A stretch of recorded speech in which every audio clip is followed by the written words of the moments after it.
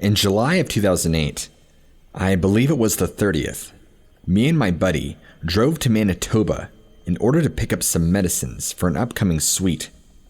So we get to west of Portage la Prairie, and my buddy pulls into a gas station because he has to use the bathroom. I begin to doze off when all of a sudden, I feel two cold and bony hands wrap around my throat. The smell of decay fills my nostrils and makes my eyes water. I have been hunting quite a lot, and I have of course stumbled upon animal carcasses rotting. But that is a smell I would readily prefer over the smell that this creature emitted. I can't move my head as I try to see what is on top of me.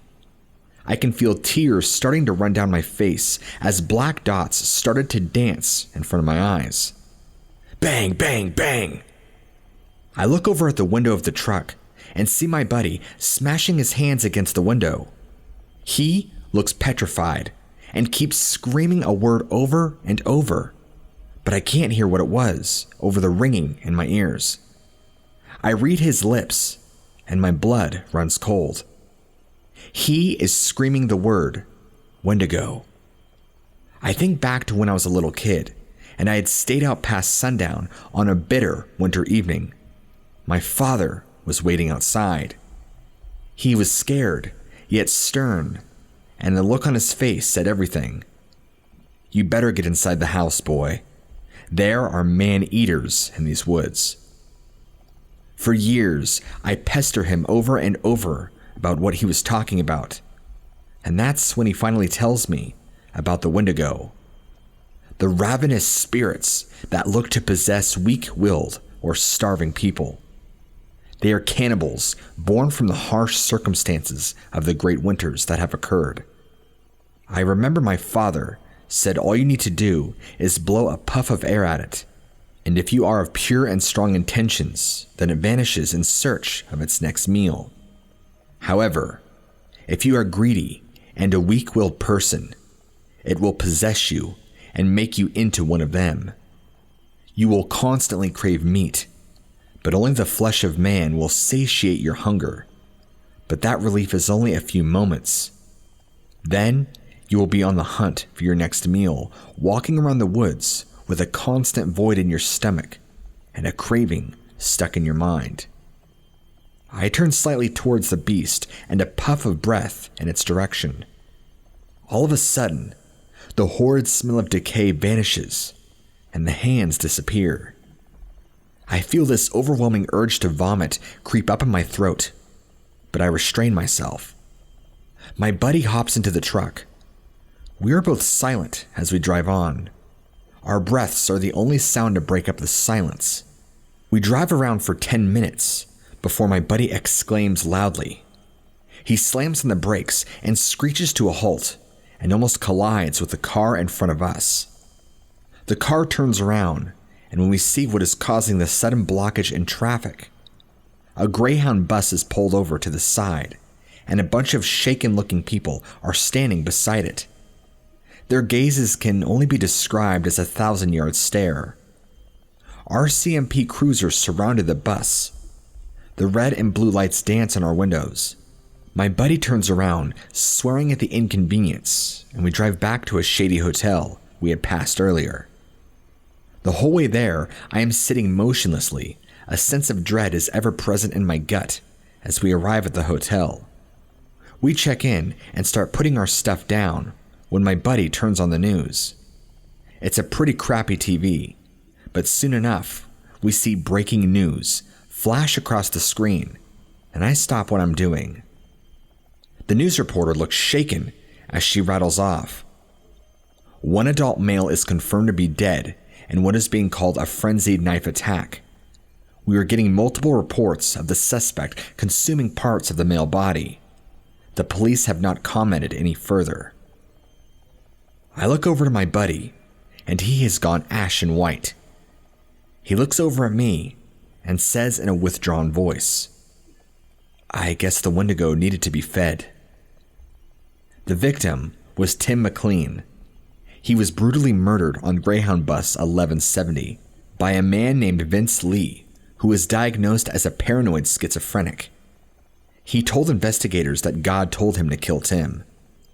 Tim McLean was sleeping as Vince stabbed him and was awoken to a crazed Vince standing over him, holding a hunting knife. Tim was stabbed over 60 times and then dismembered.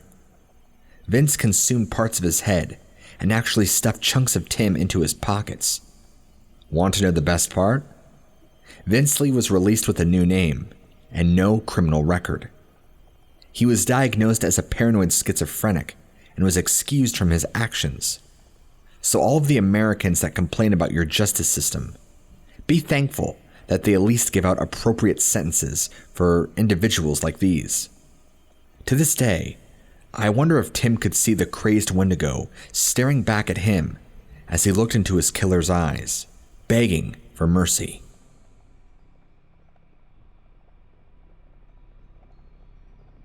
A little information.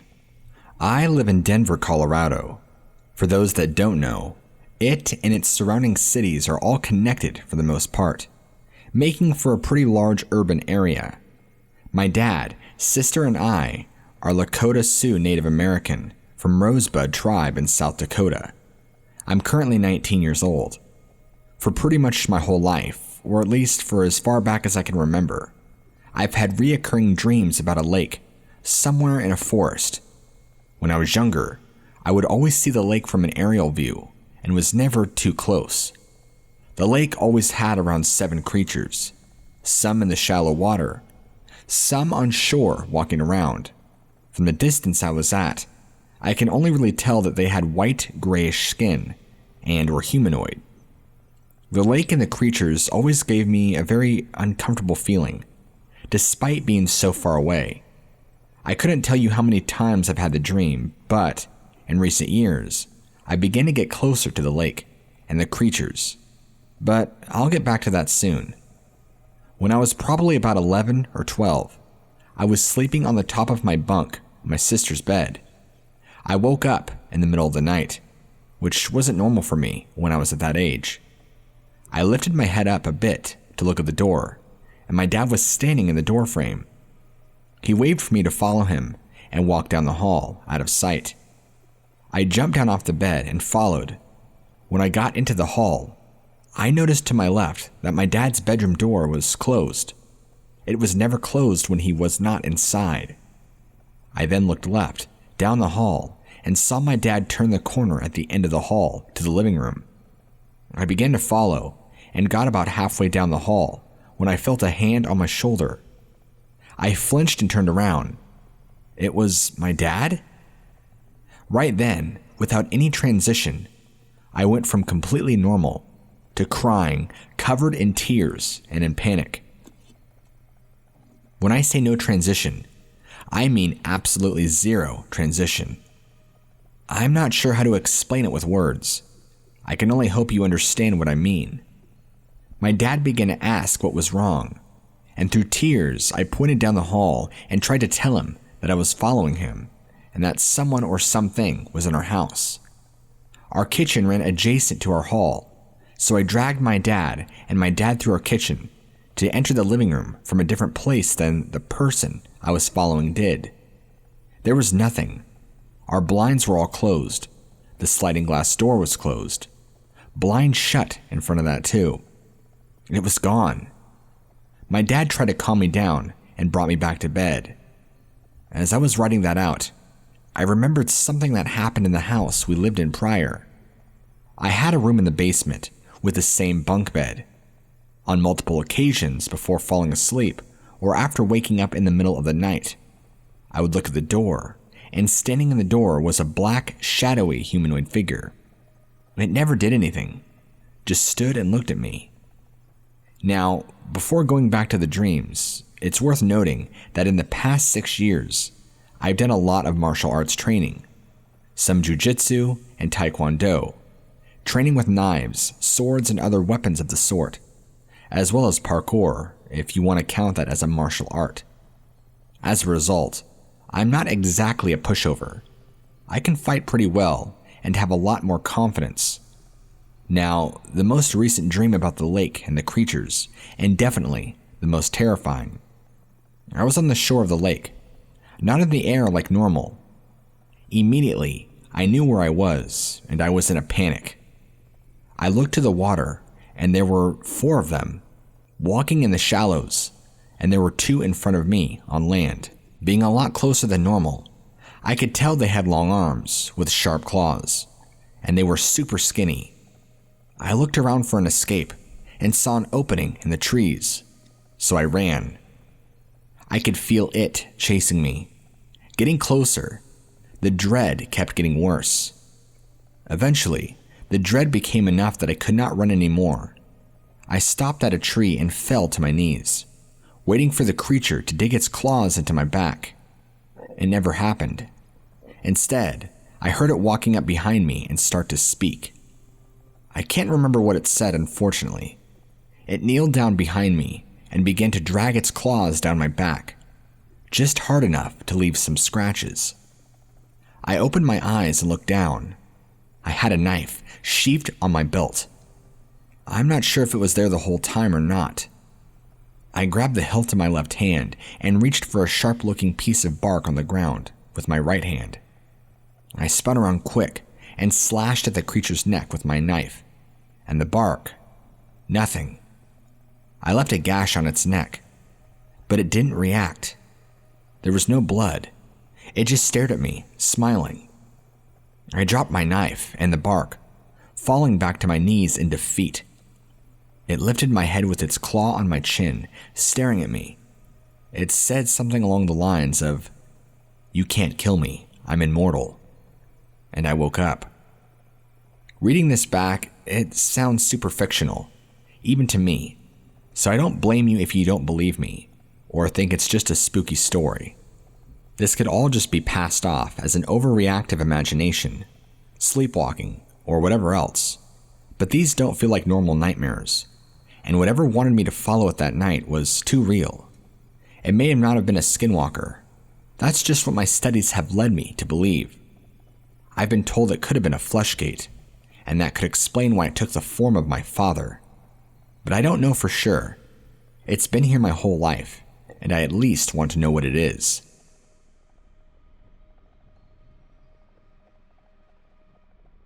I was at my friend's house. He lives around a lot of woods in a small town. It was around 2 a.m. Me and my friend were just hopping off of Modern Warfare 2 when we needed to put his dogs up for the night. So, we walked to them and put them up. But we could not find the cat, and we didn't want the dogs getting a hold of the cat. So we looked around outside until we finally found him on the front porch. We put him inside and walked out to go back to my friend's house. My friend basically has 2 houses. So we stepped out the front door onto the back deck, when we hear a cat about 50 yards away in the woods screeching like it's being attacked. So we assume it's his other cat, so we call his dad. He is a veteran in the Marines, basically meaning he has seen some stuff. So he comes out full on Marine mode with his AR-15 and flashlight scanning the woods, when he hears a kind of almost like hissing, but not a hissing noise. It was almost like something big was out of breath. We got really quiet and listened to it, and it just kept making a blowing noise. But then we noticed it was to the right of us 1 second, and the next, it was right in front of us without making any noise. As anyone would be my friend, my dad shook it off and fired off 4 rounds into the woods. It got quiet, but then seconds later, the noise resumed, but it was moving all over the woods and making no noise at all. Eventually, my friend's dad decided to push us to the woodline with a gun and flashlight in hand. The thing then came right in front of him. He described it as being around eye level with him, since he's around 6 foot. But what really bothered me is that it wasn't afraid of gunshots or people. Eventually, after not ever being able to see it, we gave up and called it a night around 3 a.m. The cat did not come out at all. We began walking back to his house when we heard it come up after about 30 feet to our right, so we rushed it to find nothing at all. Me and my friend and his dad go inside talking about how messed up the situation was. Me and my friend started doing animal research and couldn't find any type of animal that made that noise. It just messes with my head that an animal or creature has the cojones to stand its ground while people are surrounding it and shooting at it. It just made no sense and still does not. It's the next night now, around 12:45 a.m., and me and my friend bought some chicken and placed it on the wood line. We are sitting outside right now, waiting with a spotlight for something. Whatever it is, we want it gone. It just terrorizes the pets he owns. If anyone knows anything about this, please tell me. It would help.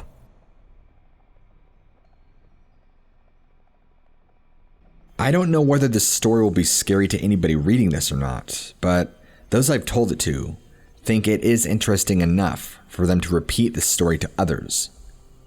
I am a 17-year-old male, currently living in Hawaii. Lucky me.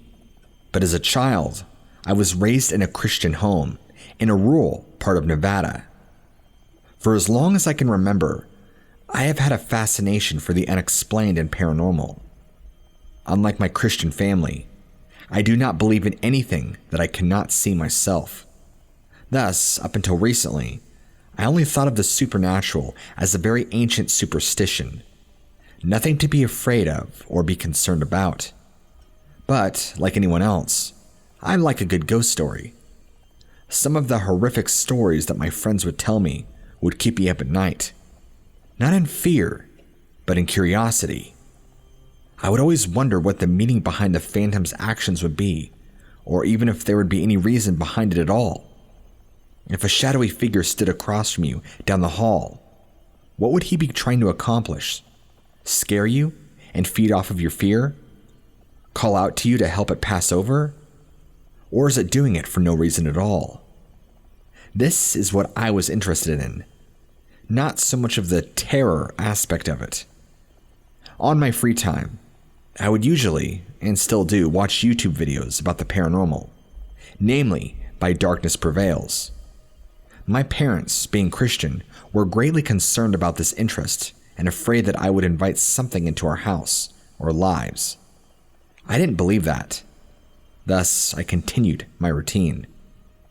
About 4 years ago, when I still lived in my Nevada home, my 10-year-old sister, who we'll call Sarah for the sake of the story, was scared and asked if she could sleep in my bed with me. This was nothing out of the usual. Sarah was still afraid of the dark, and she believed that if she slept with me, nothing would happen, or if something did happen, she'd feel less crazy because I'd be there to witness it. Like the older brother I am, I allowed her to sleep with me. Sometime later, we got into an argument about something that I don't remember. I ended up feeling guilty and apologized about the fight. But Sarah decided to sleep in her room to spite me. I saw her leave, and the way my bed was positioned, I couldn't see her after she had stepped out of my room. 10 seconds after she left, she sprinted back to my room, looking pale as a ghost, leapt onto my bed, hid herself under my sheets, and latched onto me with a grip I had never felt before. She began crying, but it wasn't her normal cry. It sounded like there was a force behind her cry, as if she wanted to cry as loud and as long as she could, but couldn't get out of fear of being heard by someone or something. And her breathing, it was rapid, shallow, irregular, as if she was suffocating or drowning and reaching for air. I asked her what was wrong, but she never answered. I thought somebody was in the house, so I wanted to get up and check.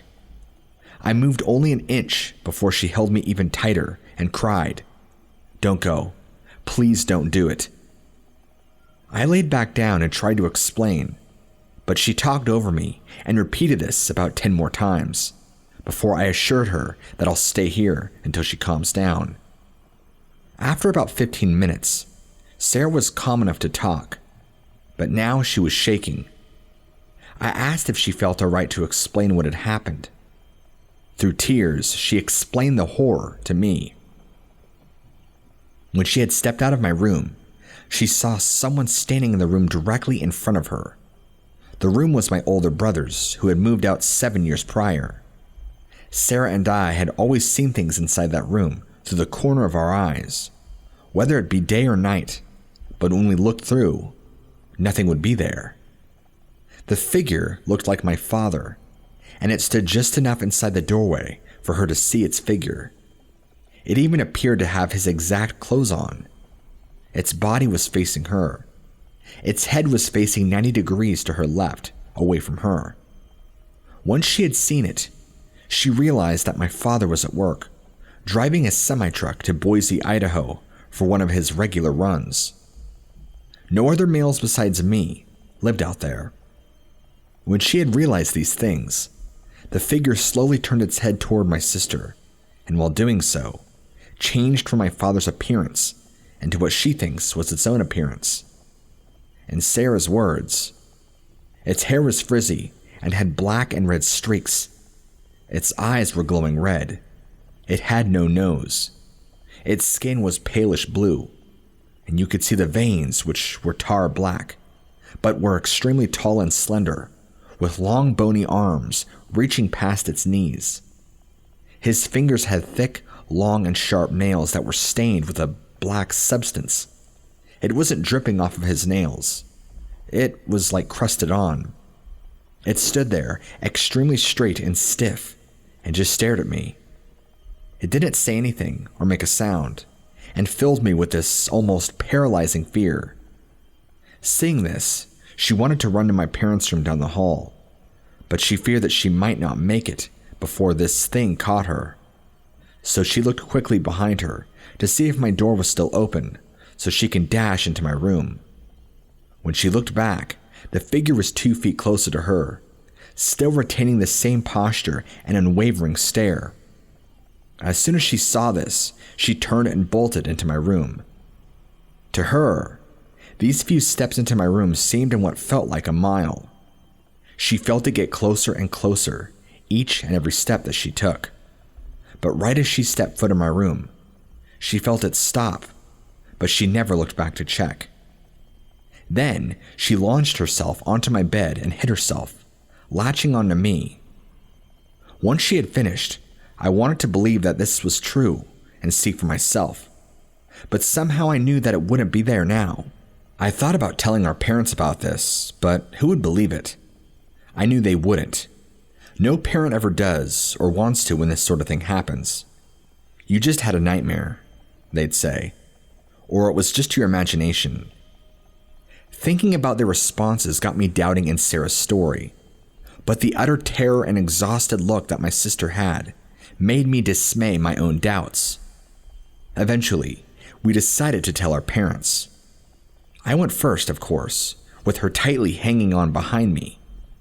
When I left my room, I didn't see the figure, which I knew was going to happen, and made me feel relieved and bummed at the same time. Upon reaching our parents' room and telling them about it, they said the exact things I predicted. My sister, once hearing their response, snapped and began yelling through sobs to them. What was I thinking? I should have never told you. You never would have believed unless you saw what I saw.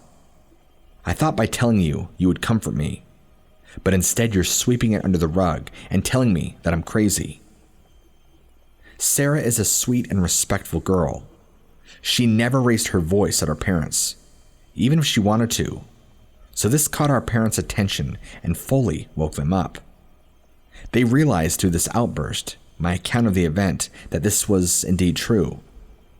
My mom called a pastor. It was then 12:51 a.m. to come and bless the house. The pastor came and prayed, burned incense and other rituals to cleanse our house. I didn't believe any of this worked, but it made my sister feel a little more at ease, so that made me feel better. My parents and Sarah never told anyone of this, still believing it could be some imagination, and I only told a few close friends when they would sleep over. Fortunately, we moved 2 years later to Hawaii, leaving that thing behind. Although other things, such as bowls falling out of the cabinets by themselves, or random but ghastly screams have happened, nothing ever occurred, before or after, that was as serious as this. After this event, I wanted to know what my sister saw, so I searched online for what it could be. I thought that it could be a Wendigo, a rake, or skinwalker. But all of those things would have killed my sister, and probably all of us, if it was any of those things. If you think you know what this could be, please tell me, and thank you for hearing my story.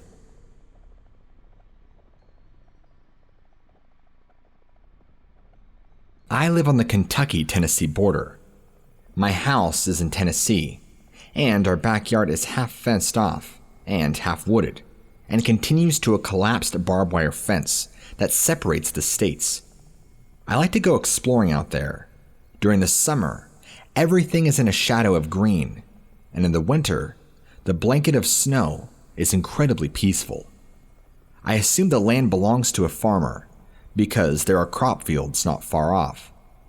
After you pass the collapsed fence, I keep going another 10 or so, maybe 20 yards, until I hit a small clearing in the trees. I don't go too far out, because I don't want to risk getting shot by some crazy redneck. As an added defense against possible hunters, I always go out in my bright red jacket. I like to go out and explore the terrain. There are many sinkholes and fallen trees to explore. Sometimes I'll find bones and feathers that I use in my art.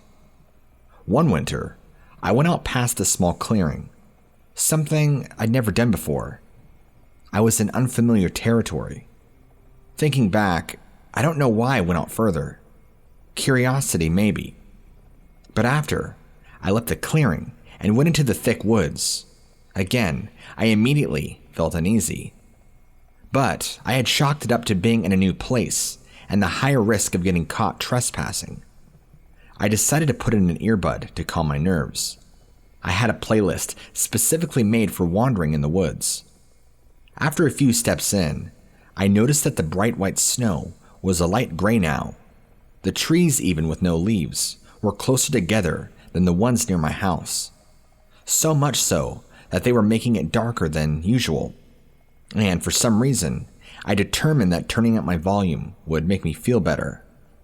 The exploration song from the Caroline movie was playing. Fitting, I know. When the song ended, there was a second of silence before the next song started. In that second, I heard a distant scream. Thinking I'd been found by the owner of the property, I pulled my headphones out.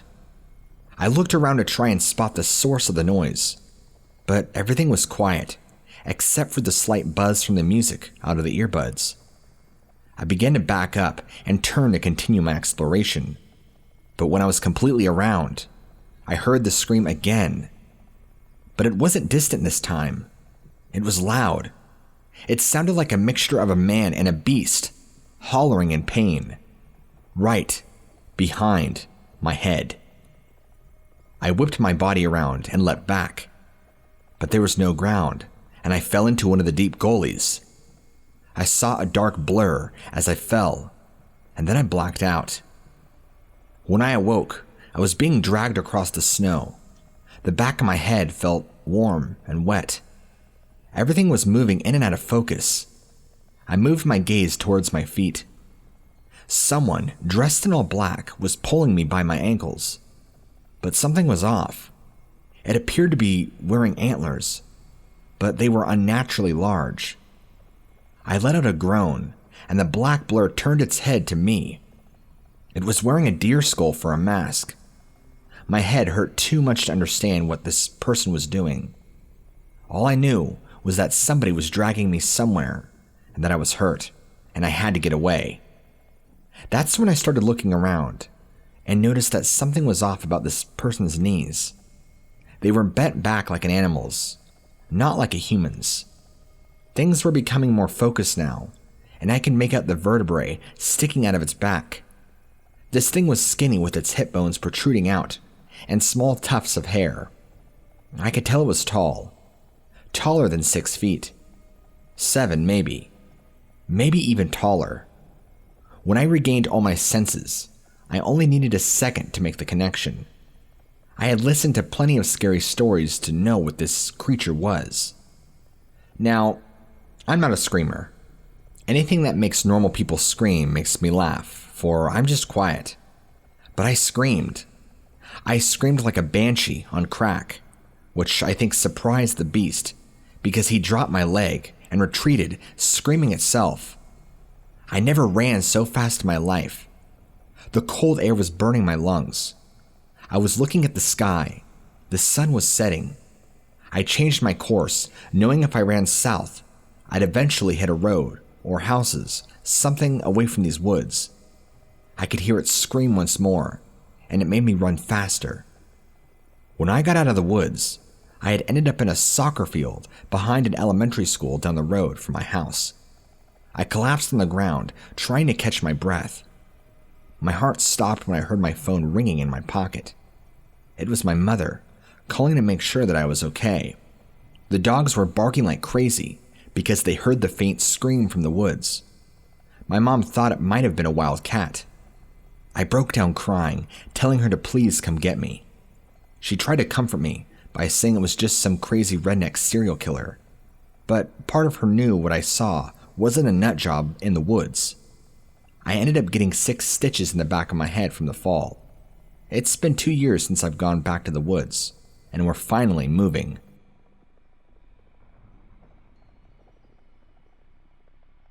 This story takes place back in the summer of 2014 and is one of the most frightening and invigorating experiences of my life. I've always been an avid outdoorsman and have always loved the woods and camping, and really anything that involved being deep in nature. During this particular summer, I was thrilled to have met a coworker whom loved the outdoors as much as I did. He was half Native American and half white, so I took to him, calling him White Bear. He didn't mind and even embraced the name. It wasn't too long after meeting him that he invited me to go camping on his family's land one weekend, and I was exuberant. This parcel of land was over 5,000 acres and had been owned by his Cherokee family for a few generations. It had a couple of square miles of nothing but woods and swamp that teemed with game, such as wild boar, black bear, and white-tailed deer. I met up with him at his house, and before departing for the woods, we took an inventory of what we had. His 12-gauge, my Welsh longbow, a few hatchets and a bowie knife, along with a tent and some food and water. We had plans to track and maybe hunt some game early the following morning. When we arrived at his family's land, we parked my car and hiked a mile or 2 into the woods. It was beautiful and lush. The forest was loud with birds and smaller animals chirping and whatnot. Eventually, we found what seemed to be the perfect spot for setting up a campsite. White Bear set up with his shotgun to see if he could bag a squirrel or something for our dinner, while I dug a fire pit. A few minutes after digging into the ground with my knife, I stopped a minute to catch my breath and wipe the sweat off my face when I noticed the forest had gone silent. Having been an experienced woodsman, I knew that when birds stop singing, it's a usual sign that there is a predator nearby. Without hesitation, I grabbed my longbow and put my bowie knife in its sheath on my hip. I waited as quietly as possible and surveyed my surroundings meticulously. The sun was going down at this point, and White Bear had been gone a while, and I thought it best to go looking for him. I was certain he hadn't gone far, but I wanted to make sure that he was back at camp before dark. It wasn't long before I found one of his tracks in the mud and began following his trail. I came around this curve in the woods where I couldn't see around the bend due to the fact that it was too dense with brush. As I rounded the thicket, I began calling my friend, but received no verbal response. I had been calling him for about 30 seconds or so when the bushes in front of me started rustling, like something big was attempting to pass through them. I called out to White Bear thinking it was him, but with no response.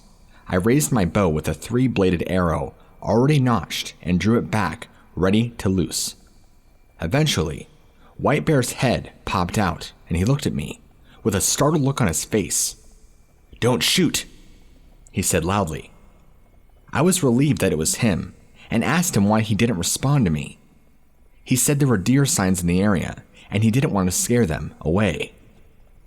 We made our way back to camp just as the sun set and started to cook some beans and talked about past camping and hunting experiences that we had had. He and I both had a lot of stories to share, since we both already had seen a lifetime of adventure, it seemed. As the night went on, White Bear started telling me some of his family's stories of demonic creatures in the woods that took on the form of wolves and deer, and I was fascinated by the such. I had never heard of the Wendigo, or any cryptid really besides Bigfoot. After a while, my eyes grew heavy, and I decided it was time for bed. White Bear, however, insisted on staying up and keeping watch. I remember thinking he was a bit paranoid, but still did not mind the notion of it, and even said I would take a turn on watch in a few hours. I fell asleep with the peaceful sound of crickets and various birds and other insects playing a symphony all around the woods. It was around 3 a.m. that I awoke to White Bear shaking me. Dazed and feeling like I just awoke from a coma, I was having a hard time realizing what he was trying to tell me. In a whisper tone, he said something I'll never forget in verbatim. "Dude, something is pissed off." I attempted to comprehend what he was saying, but was still out of it. I finally woke up fully when I heard a sniffling noise just outside of our tent.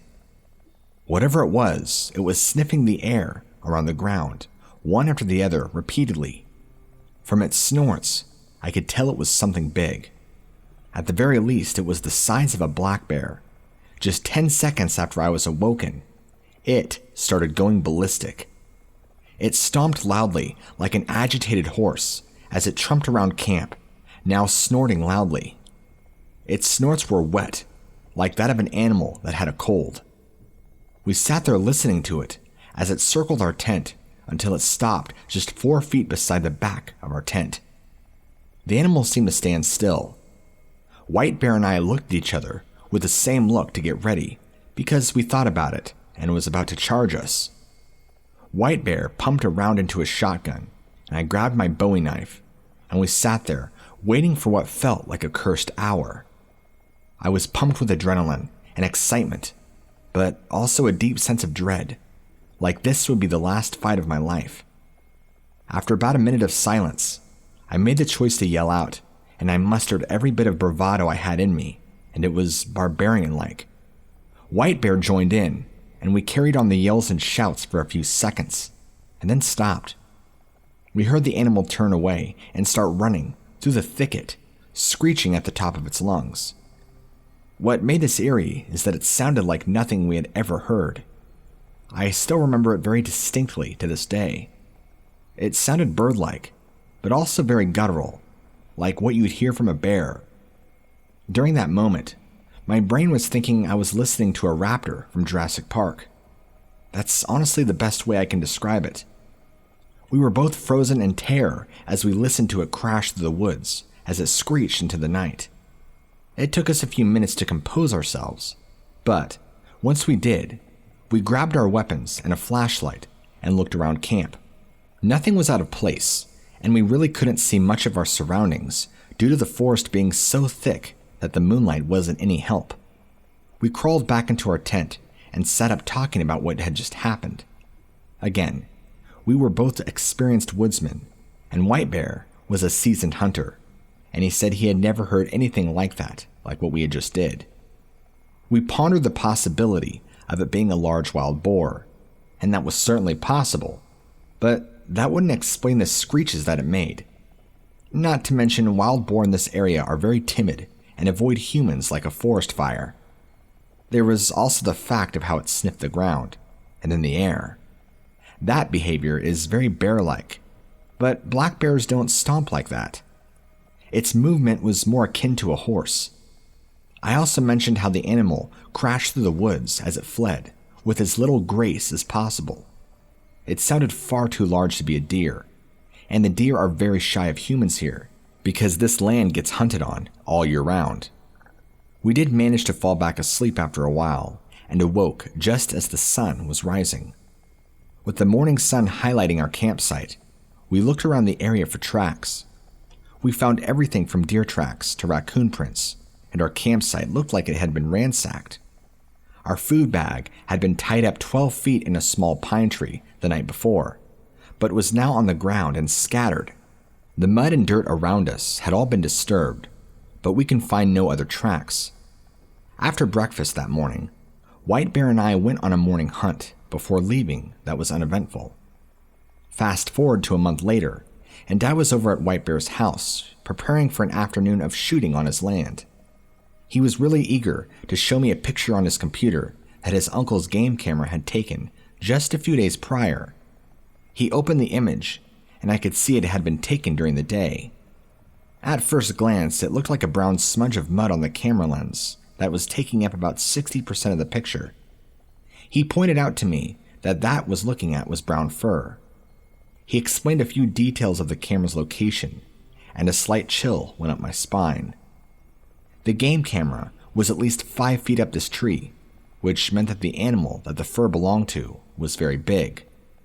To think we were in the woods with something of that size was eerie. Thinking back on it now, I remember the stark silence on the woods, as if there was a large predator around when White Bear woke me up. To this day, I'm not certain of what we encountered.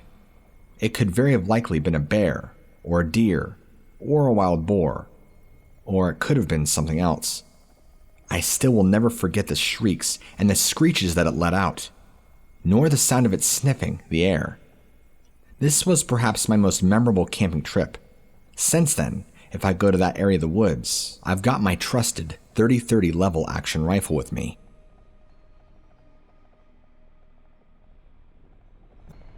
My incident happened over a series of days, 2 days in California, usually about 5:30 a.m. in the morning. I was driving a large van on a 2-lane road through a canyon with a creek bed on my way to pick up special need passengers to take them to school. Suddenly, a mature deer came out of the woods and ran right alongside me, as if to get away from something scarier than people. As I took my foot off the gas, I slowed and then seemed to speed up, which I found odd. Further on, an apparently young man came to the edge of the road on my left, smiling where the creek was. I stopped on a dime to let him pass to the other side, a steep cliff going up.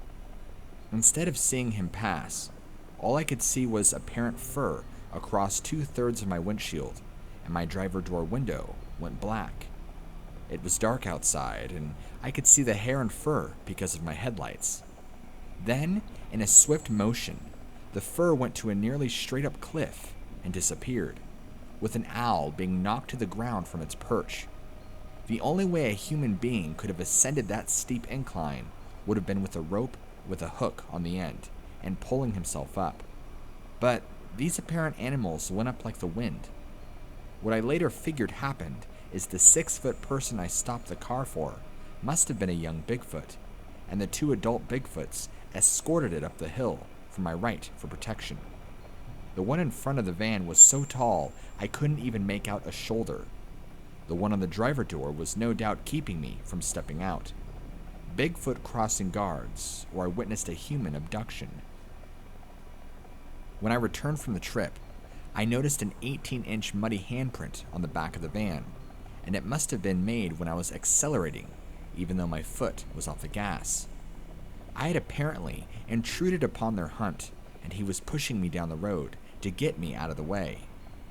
On a subsequent visit, I would roll my window down and whistle in the direction of the creek as I drove by. I did this for a week until one day I turned the corner to that spot, and there was a broken off tree in the middle of the road, which made the hair on my neck rise. Upon inspection, later in the daylight, I saw that it had been broken off 50 feet from the road, 8 feet up the tree, and carried, since there were no drag marks. It was a healthy tree, 10 inches in diameter. On Christmas Day, I went out to look for footprints. The moment I opened up my car door and stepped out, there was a huge wood bashing on one of the hundreds of oak trees opposite the creek that echoed all over the area. As I said, it would be extremely difficult for a man to go up that very steep incline in those oak trees. I went to the creek area, but felt I should not venture further due to the warning knocks from the Sentinel Bigfoot, and had to be one or two or more of them right where I was.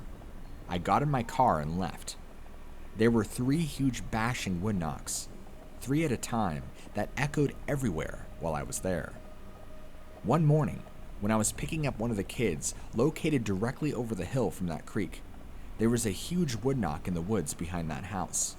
They know me, what I look like, and are warning me. The interest of that Bigfoot and his particular house came to mind. There are stacked rocks all over this yard, very carefully balanced. The owner lady told me that she did it herself, but sounded very unbelievable. Why would someone make 50 piles of carefully balanced rocks in their front yard? It's my opinion that she has developed a relationship with the Bigfoot, or perhaps more than one. I asked a homeless person if he knew anything about Bigfoot in the area, and he told me that he was fully aware of a family of 3 living in the creek area. I saw 3. He told me that one of his friends tried sleeping under a bridge at the creek, and his mangled and torn up body was later found, having been dragged out from under the bridge. The sheriff said it was a bear or mountain lion, but the homeless guy said no. The body was too severely shredded for that to be true. A lady actor from the local playhouse said she was doing her usual Saturday night traveling through that creek area after a show when, without warning, the car slid into the next lane. She stopped and nothing was there. She later went to the gas station and looked for dents or scratches, and there weren't any. She makes no conjecture as to what happened and by who. One morning, after the tree in the road, I looked over to the creek area and saw 2 glowing red eyes, very wide apart, impossibly high off the ground. Could have been 10 feet tall. Deer commonly come darting out from the darkness towards my vehicle before sunrise. This is a natural and a sure sign of seeking protection. I have tried to get any Bigfoot searching teams across the nation to come and find Bigfoot's lair, and they have shown 0 interest, and I've been snubbed. What is going on?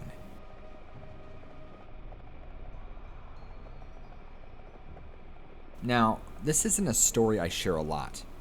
Coming from the back country of Idaho, I've met plenty of people who have claimed to see the famous Sasquatch of the Northern Hemisphere. These stories are often shared openly in bars of where I grew up, and are widely accepted as a quantity of people here have also seen them. But I saw something much different. Wolves have been reintroduced into the Idaho wilderness in 1995 and were a protected species up until the fall of 2011. So Idaho and the area around Stanley were particularly dense in wolves, and many people had problems with them picking off livestock and pets. It was in August of 2010 when me and some friends decided to take a long 50-mile backpacking trip through the Sawtooth Mountains and fly fish at a few lakes that were far from the trail most people would take. These often produced the best fishing, since they were rarely, if ever, visited. There were 5 of us, and we also brought 5 horses. 3 guys rode, and the other horses packed cooking gear and other essential equipment. Me and a friend, I will call Josh, decided we would walk 50 miles since we were both leaving for the military that fall. The first day, we hiked around 10 miles and stopped at Lake Taxaway for the night. The only other eventful thing that happened that night was a terrible high mountain thunderstorm that destroyed my tent and got me and all of my gear soaking wet. Needless to say, that next morning, I was in a pretty bad mood. Deciding I needed to be cheered up, Josh made a plan that the other guys and horses would continue on our previously planned route and set up a camp, while me and Josh went off the trail a few miles to try and fish a small lake we had both been previously and had good luck. We spent the day fishing this lake and, honestly, catching more brook trout than we ever had before. After eating a few of the trout we caught, we shared a few drinks out of a bottle of Jack Daniels that I decided would be worth the extra weight in my pack. We both decided to sleep under the stars that night, since it showed no signs of rain. I woke up at about 2 a.m. I remember sitting in my mummy bag, trying to figure out what woke me up. A few seconds later, I recognized the howling of a wolf pack somewhere in the mountains. I figured it had woke Josh, who I heard unzipping his sleeping bag to grab his Glock, the same thing that I was doing. Mine had been in my mummy bag the whole night and was currently sitting on my chest. The sounds of wolves were not new to us. Both of us were experienced hunters and backpackers, and we had seen our fair share of the furry animals. The area we were in was a saddle between two peaks and acted as a funnel for wildlife, including wolves. They would move from further up the mountains to the area we were in on their way to Grangine, where there was more flat grassland, which meant more prey. After a minute or two of the howling, I was starting to fall back asleep. Then it went quiet. But not just the wolves, the crickets, small rustlings in the bushes. It even felt like the air was shushed. That's when we heard the sound that we will live on in my nightmares for the rest of my life. It was deeper, throatier than the wolves. It sounded like a human was trying to imitate the wolves, and it was trying to call, like over a loudspeaker. The sound of it made me feel cold to my bones. It made me want to curl up in a ball. It ended, and the world stayed silent for a little longer before returning to the life-filled night that was natural. Neither of us slept that night. The next morning, we both started hiking again, joking about how scared we were in the previous night, both just chalking it up to maybe a larger wolf. But we decided to take a different route to base camp that our friends had set up as a shortcut. This path would take us through some back country that neither of us had ever been through, and by the looks of it, not many others either. The brush got thicker here, and the ground had leveled out.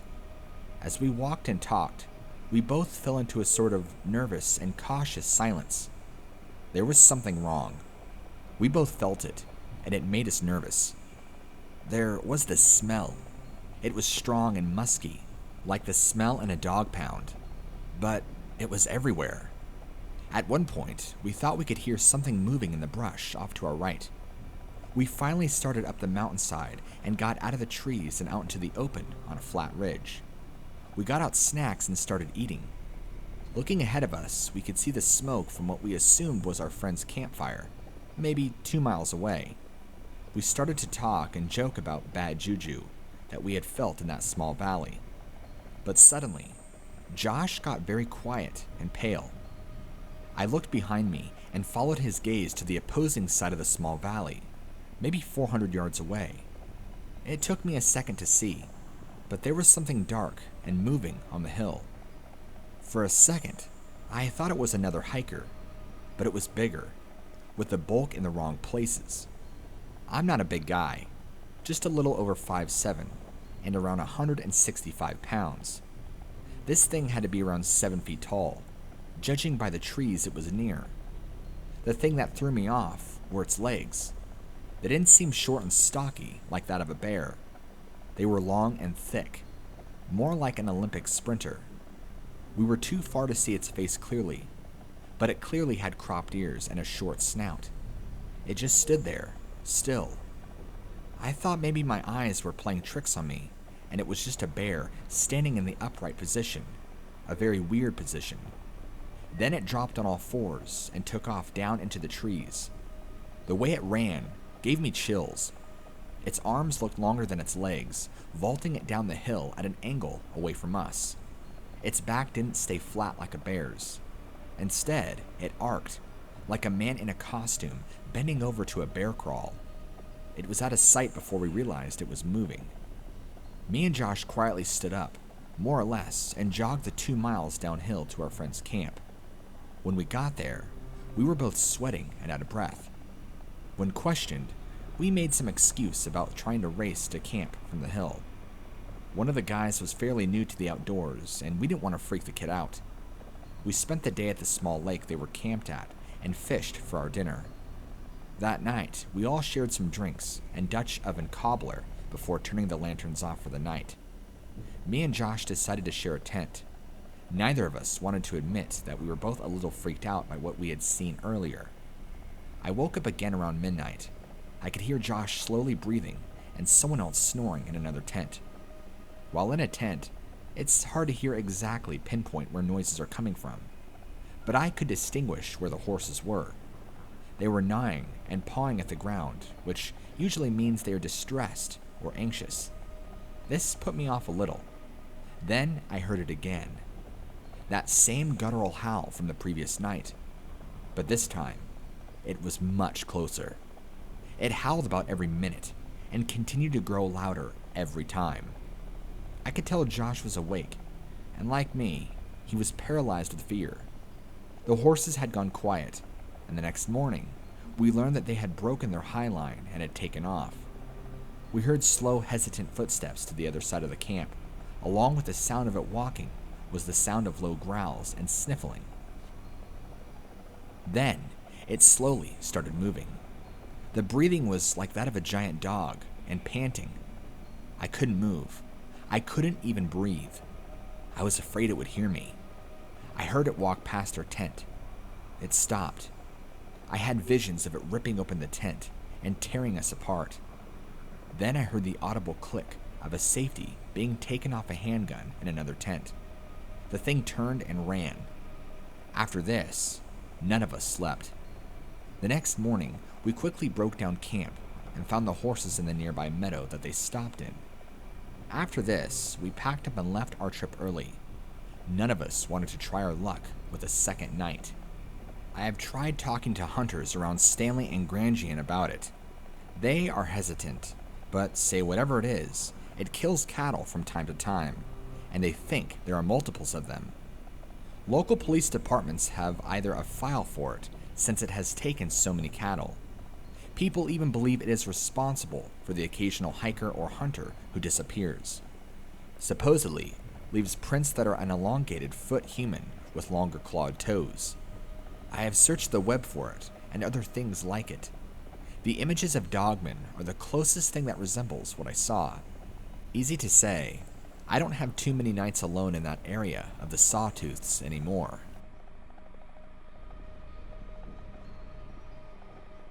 I work as a road construction laborer.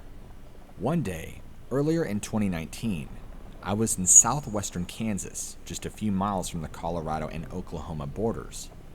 We were closing a main highway for stripe removal to allow the county to restripe it. The day was going slow, and the water grinder truck was overheating and having a few problems, and I found it my turn to be the flagman, since I was a new hire to this company. The fields around me seemed to be empty farmland and pastures of emerald and amber grass where there were hills and large segments of trees that I couldn't see how far back they went, but I could tell they were thick. There was a hole in the electric barbed wire fence next to me.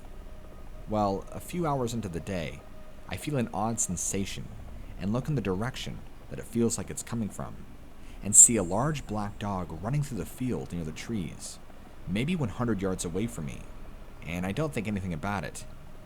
Later, the owner of the property comes out to fix his fence, and I ask him about his dog since I couldn't tell what kind of dog it was, and he looks at me like I'm speaking Greek and tells me I have no idea what you're talking about. I don't have any dogs on the farm. I then told him about what I'd seen, and he looked at the hole in the fence, and then the trees, and drove back up to his house. That's how the story ends. I had never heard from him again, never seen the dog or felt the feeling ever again. Hello, my name is Christian Morris, and boy do I have a story to tell you. It all happened in the span of a week. I was messing around with some friends after school by the Salt River. We were talking when we noticed something out of the corner of our eyes. It looked like some kind of human, but with a full set of fur on its body. You bet your sweet butt that me and my friends got out of there as quick as we could. I thought that would be the last we saw of it, but no. We saw it again a few days later. This time we were walking up the road near the first place we found it. My friend had to take a piss, so we went into the woods. A couple of minutes later, I heard him scream. I got the hell out of there as quickly as possible. It turns out he went to pee behind a log and found some footprints. Shortly after this, he heard what sounded like thrown rocks. That's when he screamed. This all happened about 2 years ago, and we haven't seen it since. I remember 6 years ago when I was 19. Me and a few friends went backpacking in the Appalachian Range of Pennsylvania. We had set up camp in the early afternoon. We knew it was a dangerous area, so we each brought guns for protection against bears. Anyway, as it got closer to the evening time, at around 5 p.m., I was fishing in a river about a quarter-mile away from camp, and I started to smell something bad. I couldn't describe the smell. It was just bad. I heard some rustling in the bushes about 200 yards away. It was quite clear that it was footsteps from the sound. Almost thinking that it was one of my friends, I realized that they were south of me, so I began to panic. Whatever it was is getting closer to my fishing spot, and the smell began getting stronger. My fishing pole in my left hand and my right hand on my gun as I was getting ready to unholster it. I couldn't get over the smell, but at the same time, I was worried about my life. I kept my eyes looking in the direction of the loud footsteps. I can see a big open area, kinda like a pasture, about 65 yards away, which is where the footsteps are coming from. I see what I think is a man in a possible reddish-brown ghillie suit walking behind the trees on the edge of an open area. But the problem is that it was about 2 or 3 feet taller than me, as I'm only 6'2", which was unbelievable. None of my friends are close to my height, but that thing that I saw was built. I could see the muscle movement in its legs. Listen, I'm no expert about Sasquatch, but I do know what I saw was no bear, as it was walking on 2 legs, and not in a way that I've ever seen. Both the legs and arms are primitive-like an oversized gorilla. The thing probably weighed 900 pounds. It ended up vanishing as it went to my right in the deeper area of woods. But after the footsteps stopped, I heard what sounded like chatter, kinda like some sort of Indian language. After the chatter stopped, the footsteps started up again, but it was footsteps going in one direction, and another sound of footsteps going in the opposite direction. I never told my friends about the experience because I didn't want them to think that I was crazy. Some people might be skeptic about this, but I know what I saw and heard, that it wasn't in the ordinary.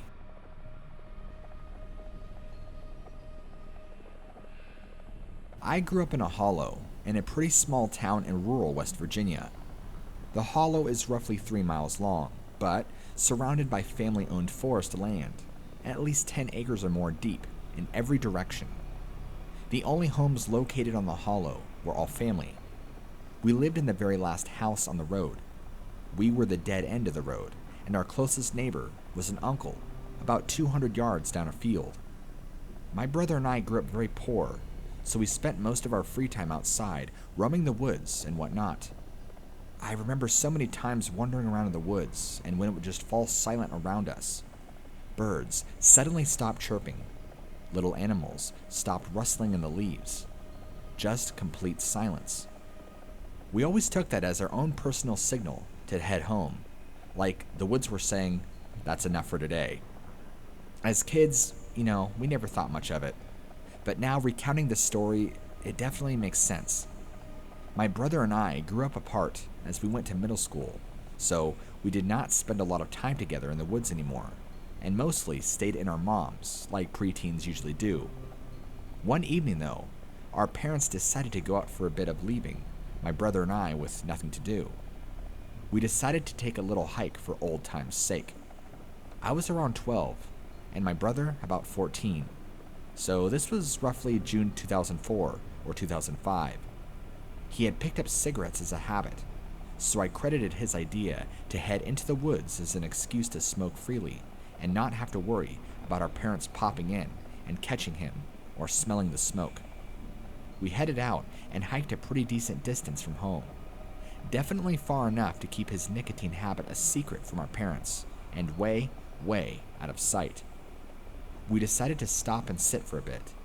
It was mid-evening now, and the sun was dimmer, but left us just enough time to hang out for a while and make it back home, with time to spare before it was dark out. He set into smoking his cigarettes, and I had picked up a stick and was just whacking plants and digging in the dirt.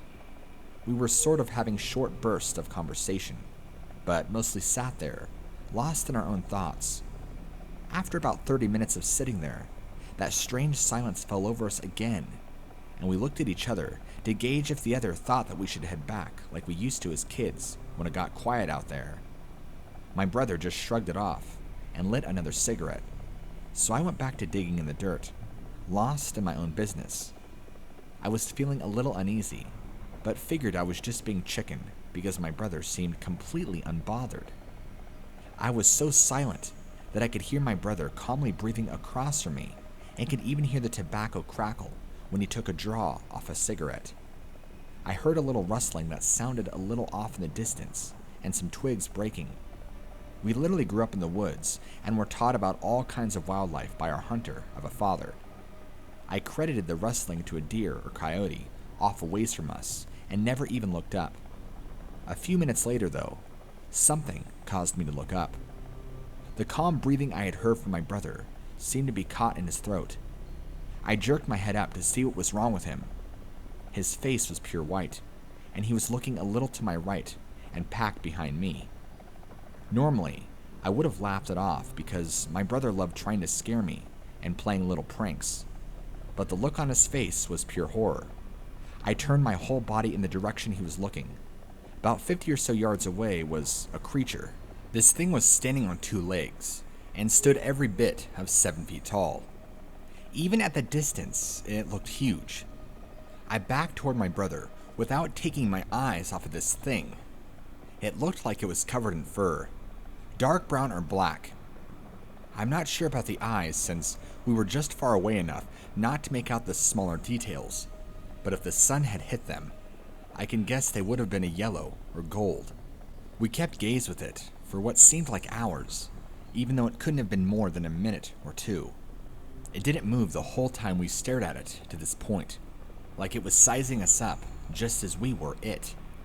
After what seemed like an eternity, probably about 3 or 4 minutes by now, it kind of huffed at us.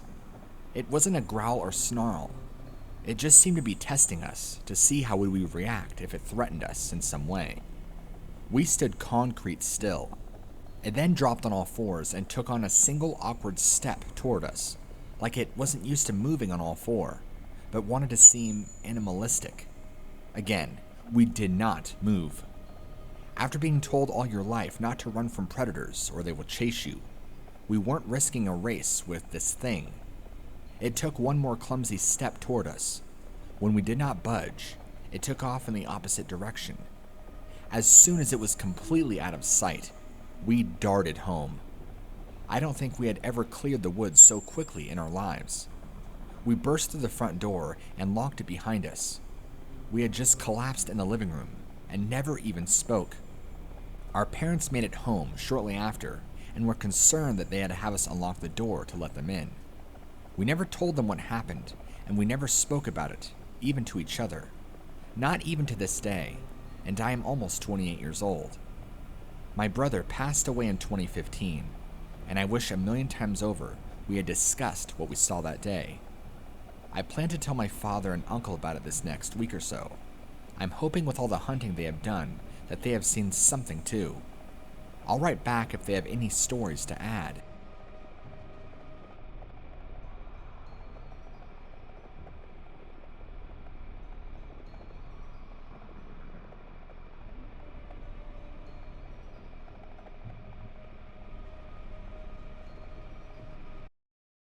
Upon moving to South Florida from North Florida, I never thought in the city I would have a close encounter with anything supernatural. As South Florida, minus Everglades and other natural areas, is basically devoid of natural wildlife areas.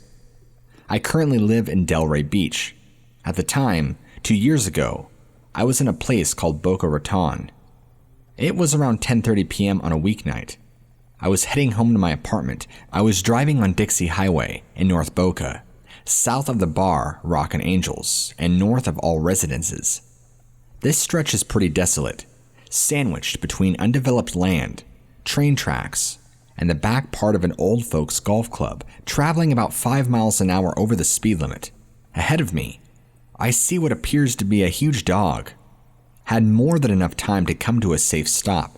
There was no other cars around me, which, come to think, was weird. But that stretch of road is always pretty busy. Ahead of me, about 15 to 20 feet, is a large male coyote. I had heard from a fellow pet owner about coyotes in the area, but nothing quite like this. Standing perpendicular to the road, smack dab in the middle, he just stares straight ahead of him. Posture relaxed, tails, ears, and eyes alert, but not intent. He literally is just vibing in the middle of the road, looking ahead, aloof. Obviously, he is a finely tuned, highly skilled predator, so I honk. He just turns and looks at me for a few seconds, so I do a little toot toot, as he is still making direct eye contact. Felt like I was being stared right through. So creepy. With me, he slowly saunters out of the road. Again, head turns staying at my car the whole time. I got the funny impression that he was thinking, alright, I'll remember that. And I couldn't shake this feeling the rest of my drive home. Naturally, immediately upon arriving home, I researched Native American coyote omens and found my way via Google rabbit hole to Skinwalker legends. And now I'm here, getting goosebumps again. And I don't know coyote behavior. Someone let me know if I'm possibly out in left field, but I have come to understand coyotes to be shy, elusive, and wary of humans unless ill. I work with dogs, understand some dog behavior, and ultimately, what classifies as a large dog. I currently own an 80-pound male dog, and this specimen I saw was what I would label as out of the coyote range, especially from my understanding of South Florida wildlife. This is my personal experience with skinwalkers. I'm half Navajo, half Zuni, live in Gallup, New Mexico for most of my life. Now, I guess where this starts is with a particular group of people that I'm very close with. This friendship between us is important to me. We love each other, and we care for one another. This started when I was young, in the 8th grade. I was with several of my friends skateboarding at Rocky View Elementary. It's night, and we're all having a good time. I'm with my friend Denton, and we're sitting on a sidewalk, and we see this red truck pull into the school's parking lot. The truck made a U-turn and went to the exit they originally came through. Denton and I were observing, so they're by the exit to get out onto the road. But all at once, people hopped out and changed seats. We observed a person or figure coming out of the back door, passenger side, casting a silhouette against the truck. This person or figure then goes near the tailgate and crouches down. All doors close and the truck drives off, leaving this shadowy figure that we thought was a person. The figure disappears with the motion of the truck leaving. It just faded away. My friend freaks out, tells me, "Did you just see that?" And I acknowledged it by just shaking my head. That was it for the night. We told friends. They believed us because they're all very aware of this type of thing that goes down. Now, there was instances when I would be walking home next to the school, and I would get bothered. Walking home for me was going south, and to the east was a field. This field is to the right of the school. When walking home or skating, I would get a fear of that field. Once I had a rock thrown at me from behind, and nobody was there. Skating home, I once seen a black figure behind me. Skating alongside my friends, we've seen this black figure following us, on the same sidewalk, but seen with glances, by glancing at each other to see that we couldn't see or skate into our paths. Certain places were cold along that sidewalk, and only when I'd be heading home alone. Bushes shaking and making obvious noise through the brush. The next significant encounter that happened was when I was in the middle of the town. Late at night, roads are dead, and I'm 12 deep with some grimy friends. We're skating and BMXing near a Taco Bell. Again, my friend and I are off to the side. We're sitting along a road named Aztec Road, westbound. We see a homeless person coming down a lengthy hill, and don't bother to worry. The person is on the other side of the road, walking east, and as they're about 20 feet away, I decide to observe this person. It had a nappy blanket wrapped around itself. The orange-colored streetlights took away a lot of pigmentation, so I assume the color of the blanket is probably gray. As soon as the person begins to get parallel with me, I get an eerie feeling. This thing then looks up towards me, and where the face would be was a deep black. I mean black. It did not have a face. I don't know what it was, but it was like this blanket just wrapped around a non-existent head. There was not enough light to see any face, wearing a hood or not. We even had my friends who were wearing a hood stand up where it was walking and look up towards us. His face was plain as day, visible. Oddly enough, it's summertime. Why blankets? Now, the same year after 4th of July, my friends and I decided to light up some Chinese lanterns early in the morning. We're in a trailer park located on the east side of Gallup. To the south of the trailer park is nothing but desert that eventually leads to the Zuni Mountains. So anyway, we head out south into the field and walk a decent amount, and we reach a point to stop. We start with the first lantern. Its light goes high in the sky, then burns out. As soon as it burned out, we heard a loud cry from the east. It obviously sounded like someone poorly mimicking a coyote's cry. We all got shook just a bit, but decided to do it again. 2 lanterns left. We light the second one, and the same thing happens. We light the third lantern, and after it goes out, the cry is significantly closer. I'd say about 100 to 150 feet away. Now its lights are out, but the sun hasn't peeked over the hogbacks. We can see we're at no problem, but have no visual clue to where the sound came from. The closeness this time scared us, and we headed back to the trailer park. When getting closer to the trailer park, all the dogs within the park started howling and going wild. My friend's dog did the same, and we're out facing the field for most of the morning.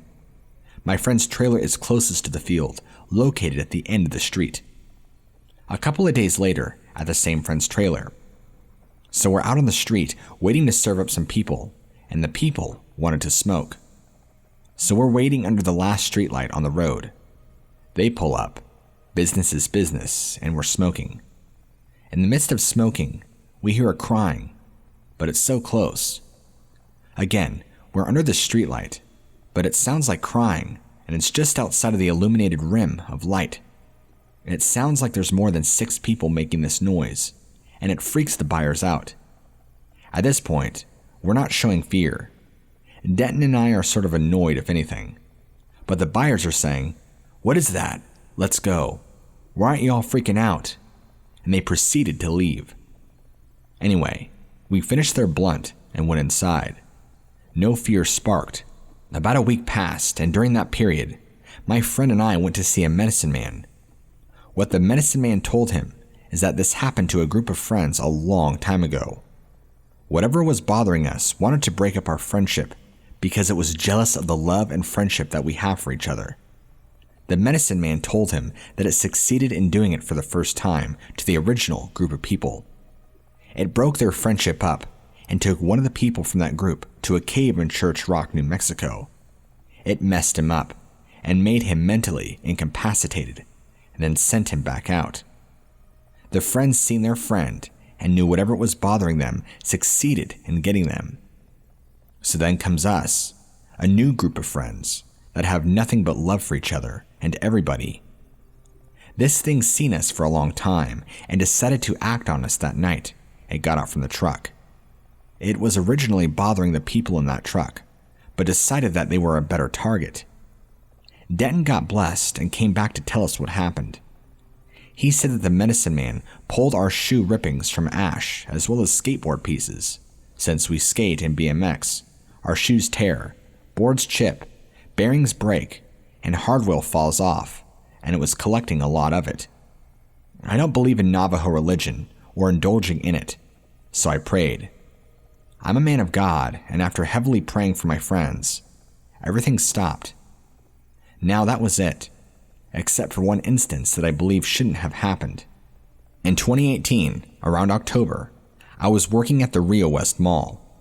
I closed up, clocked out, and drove 300 feet to Burger King. got my food, and it was time to head out to my house, north on Highway 491, originally named 666 Highway. I live 18 miles out of Gallup. It's pitch black, and you can only see distant lampposts all around when you're out there. Anyway, I'm about 4 miles away from home when this happened. I'm speeding, going 75 miles an hour on a 55, in the left lane, and I have my brights on. I see what I think is trash to the edge of the road to my right, and as I'm approaching it, it then looks like a dead animal. Very usual around here. Now I'm about 300 to 400 feet away, and as I'm going, I see this thing get in position. It's still on the ground and is almost in a push-up position, with the elbows out and body flat against the road. It then effortlessly slides against the road and into my lane. I then jolted, hit my brakes, but thought quickly, that's not a good idea. I then let go of the brakes, and for some reason, I turned off my brights, but turned them back on instantly. Now I'm just several feet away, and I smack it. Bump, bump. My truck jumps a bit, baby fishtail, and I keep on going. I start yelling curse words in my truck, because I know I wasn't supposed to see that. Telling myself that wasn't supposed to happen, and I got furious. In my belief, God was telling me to slow down a few miles back. If I did, I believe I wouldn't have seen that. But I didn't listen and kept going 75. So I was mad, yelling it to go away, praying to God and ultimately feeling like a bamf. Because in Navajo religion, you're supposed to be blessed with powder or ashes to be able to kill a skinwalker. I did that with nothing but God. Nobody in my family indulges in Navajo religion, and we all have high belief in God. So I believe I smacked the hell out of whatever that was and killed it. I then got home, but my dogs did not come up to the truck. They were smelling from a distance but whining, and I told them to shut up. It's over with. They did right after. I woke my mom, told her, and she said go to bed. Typical Navajo mother talk. Hope you all enjoyed. I'm no longer bothered, nor my friends.